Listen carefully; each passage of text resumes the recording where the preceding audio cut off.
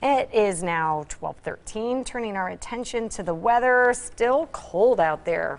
Still cold, still snowing a little bit in some areas, and more snow on the way. All of a sudden, we've changed the calendar, and winter has arrived. For the entire month of January, I think we had 4 inches of snow officially here in Milwaukee. Obviously more in some other spots, but I think we've had that now in the first 3 days of February, and more to come. Let's take a look at what's going on with the weather. You can see a little batch of light snow working its way across Washington, Ozaukee counties, and it's basically flurries to light snow. A dusting of accumulation is probably expected with this during the rest of the afternoon, and it's going to drift down to the southeast. So we'll see more in Waukesha, Milwaukee, and eventually down towards Racine and Kenosha if it does hold together.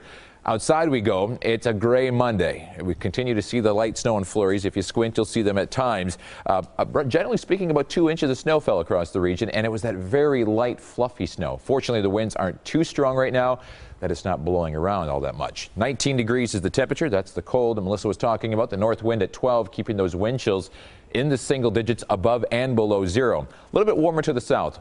From Lake Geneva to Burlington, it's 21, 24 Racine, 25 Kenosha, but teens elsewhere across southeastern Wisconsin. The wind chill is now 0 in Fond du Lac, finally getting above zero, or I should say at zero. It's 8 in West Bend and Port Washington, 2 in Waukesha, and it feels like 6 right here in Milwaukee. The rest of the day, flurries to an occasional very light snow shower. Could even see a little bit of sun late this afternoon with a high temperature right around 20 degrees, a little bit cooler inland. This is storm number 3. Going back to Friday night. It's going to quickly move out of here. Those Alberta Clippers, generally speaking, drop 1 to 3 inches of snow. We had that 1 to 2 Friday night, an inch yesterday morning in some locations, and then today's 2 to 3. Here comes the next one. We told you on Friday they're just lining up one after another.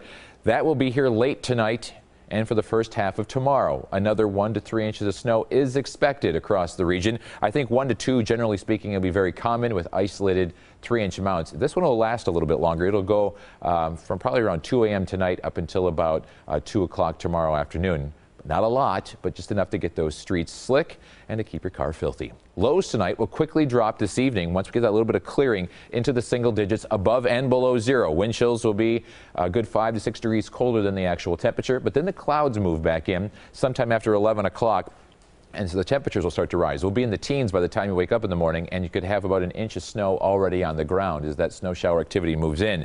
Mid to upper 20s tomorrow with that storm system, and we'll pick up, as I mentioned, about 2 inches of additional snow. A little bit of high pressure this evening will clear us out, and then here comes the next wave of moisture, and they're continuing to line up after this one. Flurries to an occasional light snow shower this afternoon. High temperature close to 20 degrees. Wind chills mainly in the single digits. 6 degrees this evening, 1 below inland, and then snow and clouds move in sometime generally after midnight tonight. Your 7-day forecast, a warming trend.